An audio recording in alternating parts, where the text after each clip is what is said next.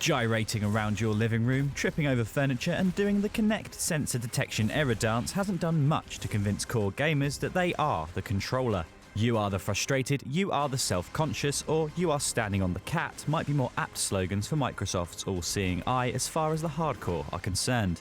So, what will the reaction be when one of Xbox's biggest series gets the motion control treatment? Well, it's almost time to find out, as Fable the Journey is just around the corner, and it takes the tales of the heroes of Albion off in a new direction. We caught up with Ted Timmins from Lionhead Studios to get the tourist guide to this journey. Fable the Journey is set 50 years after the events of Fable 3, so anyone who's familiar with the backstory will immediately feel at home. But the most important part for us is the magic.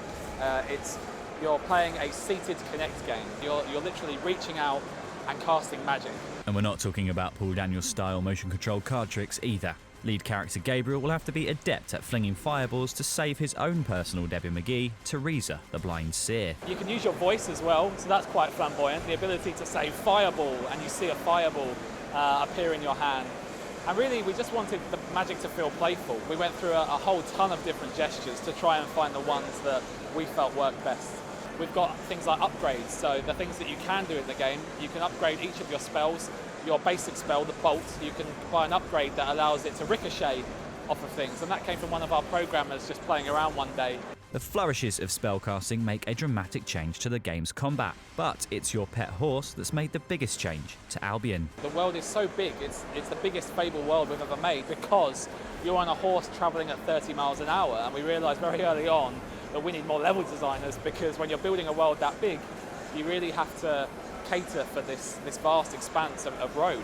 And you travel around your horse with using the Kinect gestures, so very intuitive. You crack the reins. Hang on there, Ted. Yes, the horse makes travelling around the world easier, but this is what everyone wants to know. Can you control it using Gangnam Style? Now that would be a feature, wouldn't it? Unfortunately not, but you know, there are times when you can talk to the horse, if you want to clean it, it's totally up to you. The Fable series has always pushed players to consider their actions, weigh the risks, and make hard choices. How to look after your horse is just one such dilemma for the journey. We really wanted to push on this story and the narrative, and really wanted to try and deliver the best story we've ever done. And we felt that bringing back Teresa with this new character, and you learn who you are, what your future is, it's just an exciting, different way of playing the game. No matter how much effort is poured into the story, it looks like this first-person Fable still has a long road ahead if it wants to convince the core gamer. That's why we've put the demo on Xbox Live. That's why we come to these shows. Yes, there's skepticism, but we feel that as soon as people get a hands-on with it, and these events prove it, it does change their mind, and they do really enjoy the world they're in, and it feels like Fable. We'll just have to wait until it launches to see whether the journey can change people's minds, or whether motion-controlled gameplay that appeals to the core gamer is just a fable.